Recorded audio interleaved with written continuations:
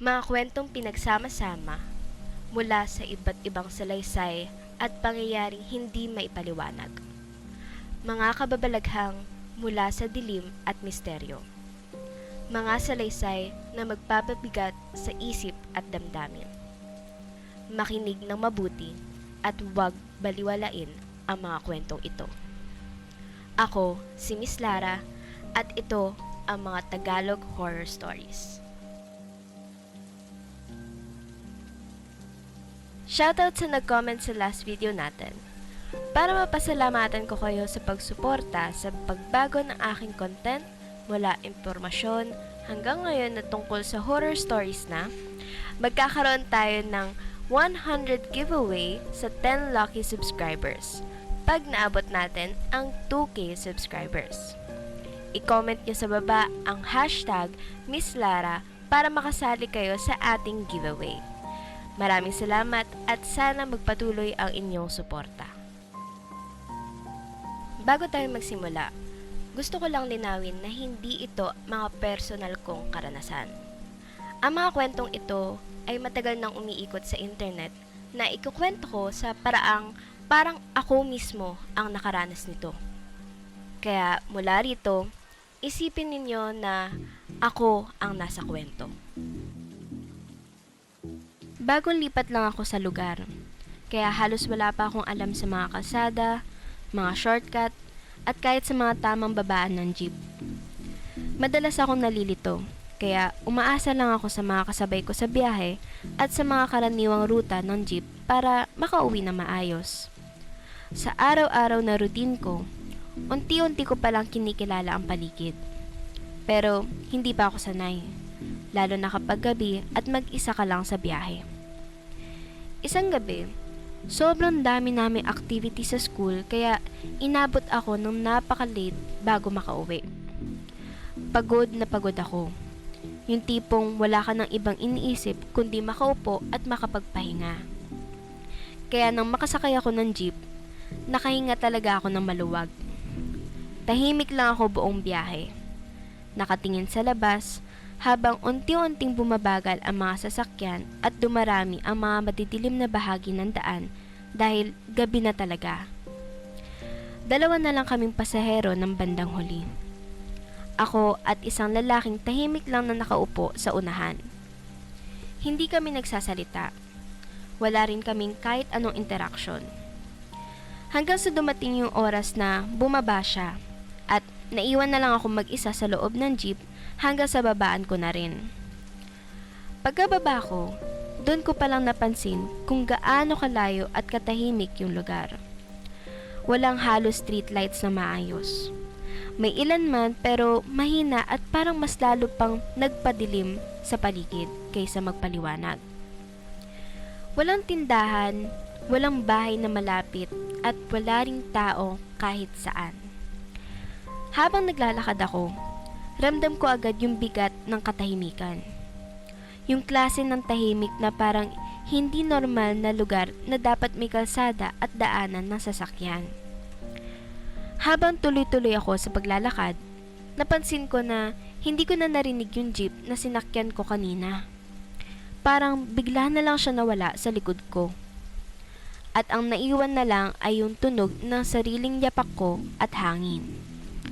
Doon ko rin napansin na may kakaibang galaw sa unahan ko. Sa gitna mismo ng kalsada, pero dahil malabo ang paningin ko, hindi ko agad maaninag kung ano yon o kung tao ba talaga. Habang papalapit ako, biglang may paparating na sasakyan sa kabilang direksyon. Yung ilaw nito ay unti-unting nagbigay liwanag sa gitna ng kalsada. At doon ko nakita ng malinaw kung ano yung gumagalaw kanina.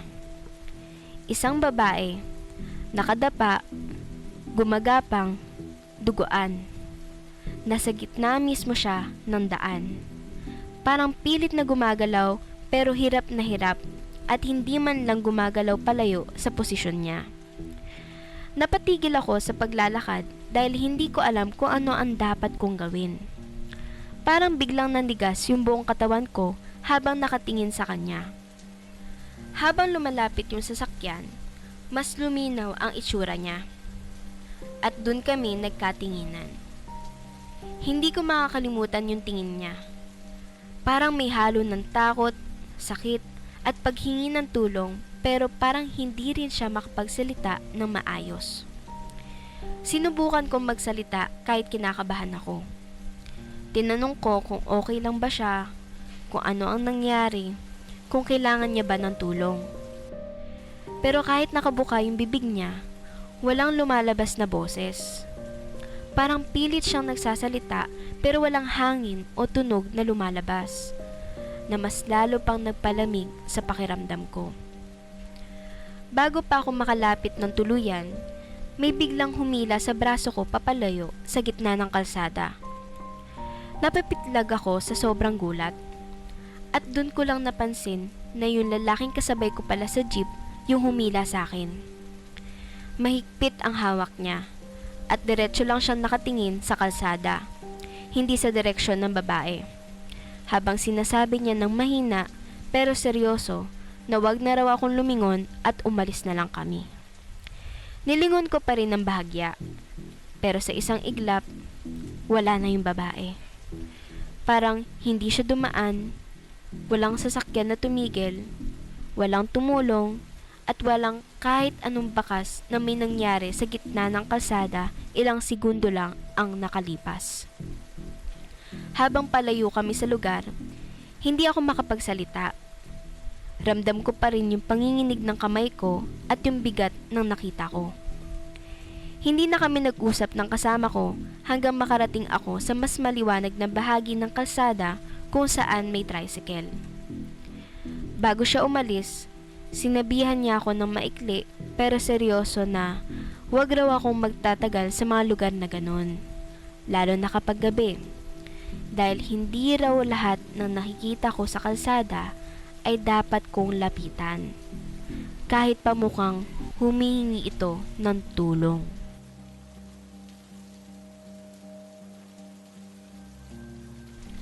Ang kwentong ito ay base lamang sa mga alaalang natitira sa akin noong 6 o 7 taong gulang pa lang ako. Matagal na itong nangyari kaya maaaring may ilang detalye akong hindi na eksaktong naaalala. Pero malinaw pa rin sa isip ko ang mga pangyayaring yun. Taga Pangasinan ang pamilya namin at meron kaming mga kamag-anak sa mga bayan ng Alaminos, Bolinao at Bani. Sa Bani kami madalas tumutuloy kapag umuwi ng probinsya. Sa pagkakatanda ko, 4 na sasakyan kaming bumubiyahe pa uwi nun. Sakay namin ang aming Nissan Frontier, may Toyota Tamaraw na hiniram ng pinsan ko, isang Mitsubishi Lancer, at isa pang sasakyan na hindi ko na matandaang mabuti kung Toyota Litace ba o iba. Kasama namin ang halos buong pamilya sa side ng nanay ko. Kami ni na papa, mama at 2 kong kapatid ang nakasakay sa Frontier. Sa Tamaraw naman ay ang buong pinsan ko, ang kinakasama niya at isa sa mga kamag-anak nito. Sa Lancer naman ay ilan pa naming mga pinsan, habang sa huling sasakyan naman ay nakasakay ang panganay na kapatid ni mama, ang asawin nito, anak nilang babae at mga apo. May nakasanayan na kaming kaugalian tuwing umuwi sa probinsya. Kapag dadaan sa tulay, lalo na kung gabi, kailangan daw bumisina bilang paggalang o pagbibigay alam sa mga hindi nakikitang nilalang na maaaring naroon. Bata pa lang ako ay kinagisnan ko na yon, kaya normal na sa amin ang pagbubusina sa bawat tulay na madadaanan. Madalas din kaming bumiyahe ng gabi dahil mas mabilis ang biyahe nun. Hindi pa kasing ayos na ngayon ang mga pangunahing kalsada at expressway kaya mas praktikal na bumiyahe kapag konti ang sasakyan. Kasunod namin ang Tamaraw habang nasa unahan naman namin ang ibang sasakyan. Habang papalapit kami sa aming barangay, napansin namin may isang tulay na dinaanan kung saan hindi bumusina ang Tamaraw. Nagtaka man kami pero hindi na namin ganong pinagtuunan ng pansin. Inisip namin na baka nakalimutan lang ng driver. Nagpatuloy ang biyahe. Noong mga panahong yun, Madalas akong makakita ng mga bagay na hindi napapansin ng iba. Hindi ko alam kung dala lang ba yun ng pagiging bata o talagang may kakaiba akong nararamdaman noon. Habang nasa biyahe kami, may mga nakikita akong mga mapuputlang anyo sa gilid ng kalsada. Para silang mga taong nakatayo lamang sa dilim at naghihintay na mapansin. Tuwing itinuturo ko sila kay mama, agad niya akong pinapagalitan. Sinasabi niyang wag akong magturo sa dilim dahil hindi raw magandang ugali yun. Kaya natutunan kong manahimik na lamang. Habang papalapit kami sa bahay ng tita ko, may nakita pa akong isang lalaking nakabarong na nakatayong mag-isa sa waiting shed sa gilid ng kalsada. Hindi siya gumagalaw. Nakatingin lang siya sa direksyon ng kalsada habang dumadaan kami. Pagdating namin sa bahay ng tita ko, tsaka lang namin nalaman na may nangyari pala sa isa sa mga kasamahan namin sa biyahe. Pagkababa pa lamang na masakay ng Tamaraw, napansin naming umiiyak ng husto ang batang kamag-anak ng kinakasama ng pinsan ko. Halos hindi siya makapagsalita sa sobrang takot. Nang mapakalma siya ng konti, ikinwento niya ang nakita niya habang binabaybay namin ang daan. Ayon sa kanya, doon mismo sa tulay na hindi nila nabusinahan, may nakita siyang pari. Ngunit hindi ordinaryong pari. Hawak daw nito ang sarili niyang ulo habang nakatayo sa gilid ng tulay. Mas nakakatakot pa ron, sinabi niyang habang umaandar ang sasakyan ay tila sumunod ito sa kanila. Habang ikinukwento niya yon, lalo siyang humahagulgol. Halatang hindi siya gumagawa lamang ng kwento. Kahit ang mga matatanda ay biglang naging seryoso. Hindi nagtagal, ipinatawag ni na mama at ng tita ko ang isang matandang kamag-anak na kilala sa amin bilang si Tang Insyong. Asawa siya ng kapatid ng lola ko at kilala sa lugar bilang isang taong marunong sa mga dasal at mga lumang paniniwala ng matatanda. Pagdating niya, pinapunta kaming lahat sa sala ng bahay. Gawa pa noon sa kawayan ang bahay kaya rinig na rinig ang bawat galaw at bawat yabag sa sahig. Tahimik ang buong paligid at tanging mga kuliglig lamang ang maririnig sa labas. Pinapikit kaming lahat. Mahigpit niyang sinabi na walang dapat dumilat hanggat hindi niya sinasabing maaari na. Ayon sa kanya, kung may sumunod man sa amin mula sa daan, mas mabuting wag namin itong makita. Pinatay ang ilaw at nagsimula siyang magdasal. Hanggang ngayon, naaalala ko pa rin ang pakiramdam ng gabing yun. Nakapikit lang ako habang nakaupo sa sahig. Ramdam ko ang katahimikan ng buong bahay at ang kaba ng mga matatanda sa paligid. Hindi ko alam kung gaano katagal tumagal ang pagdarasal. Parang sa batang katulad ko noon, pakiramdam ko ay napakahaba na ng mga minutong yon.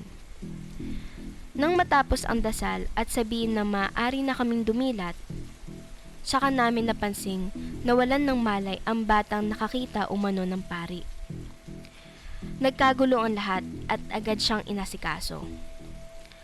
Ayon kay Tang Insyong, mabuti na lamang daw at naagapan agad ang nangyari. Kung hindi, maaaring sumama raw sa amin ang kung anumang nakita ng bata at magdulot pa ng mas maraming problema. Hindi ko alam kung totoo ba yun o bahagi lamang ng paniniwala ng mga matatanda. Basta ang alam ko lang, matapos ang gabing yun, ay wala nang kakaibang nangyari. Unti-unting bumalik sa normal ang lahat. Ngunit may isang bagay na hindi na naulit kailanman. Hindi na muling sumama sa mga pag-uwi namin sa probinsya ang kinakasama ng pinsan ko. Pati ang batang nakakita umano sa pari ay hindi na rin bumalik pa sa Pangasinan. At hanggang ngayon, kapag naalala ko ang gabing yun, naiisip ko pa rin na ano kaya ang nakita niya sa tulay na yon na nagdulot ng ganong klaseng takot.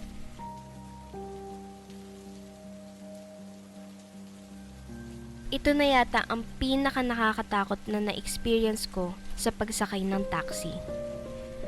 Nangyari ito bago pa ang magpandemya.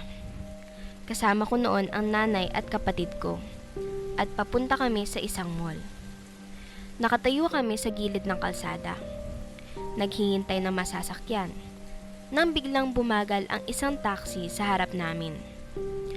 Akala namin ay para talaga sa amin kaya naghanda na kaming sumakay. Tumawid pa kami at dumaan sa harapan ng taxi. Ngunit nang silipin ko ang loob, napansin kong may mga pasahero na pala. Puno ang likurang upuan at meron ding nakaupo sa passenger seat sa tabi ng driver. At doon agad akong tumigil.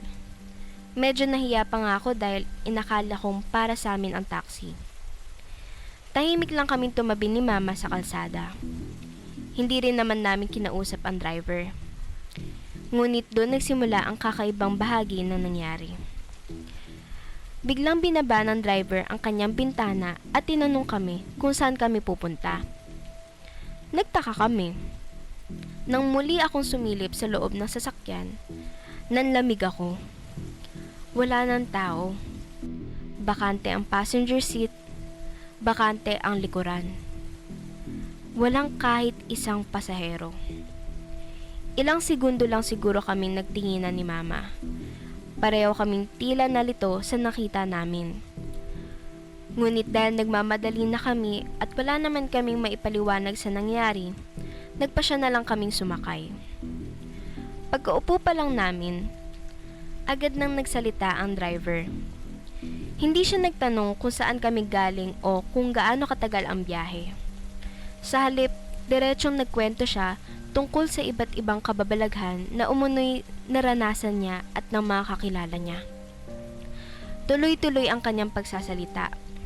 Parang matagal na siyang gustong may mapagkwentuhan. Habang tumatakbo ang taxi, isa-isang lumalabas ang mga kwento tungkol sa mga multo, elemento, at iba pang hindi maipaliwanag na pangyayari. Sa lahat ng ikinuwento niya, dalawa ang talagang tumatak sa isip ko. Ang una ay tungkol sa isang white lady sa Cavite. Ayon sa kanya, may isang kalsada raw doon na kilalang kilala ng mga lokal dahil sa mga kababalaghang nangyayari. Malapit sa lugar na yon ay may malaking puno kung saan madalas umano nagpapakita ang isang babaeng nakaputi. Minsan daw ay pumapara pa ito ng mga sasakyan. Dahil matagal nang umiikot ang kwento tungkol sa babae, karamihan sa mga driver ay umiiwas ng huminto kapag may nakikita silang tao sa bahaging iyon ng kalsada, lalo na kapag gabi.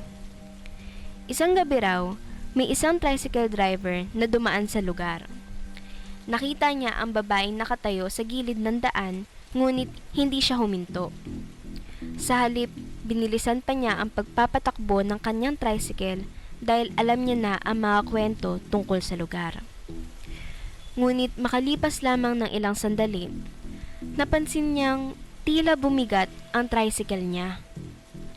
Nang lingunin niya ito, may nakaupo na raw na babae sa loob. Tahimik, nakatitig lamang sa kanya. Sa sobrang takot, iniwan daw ng driver ang kanyang tricycle at tumakbo papalayo. Nakakita siya ng mga tanod at humingi ng tulong. Ngunit nang balikan nila ang lugar, wala na doon ang tricycle.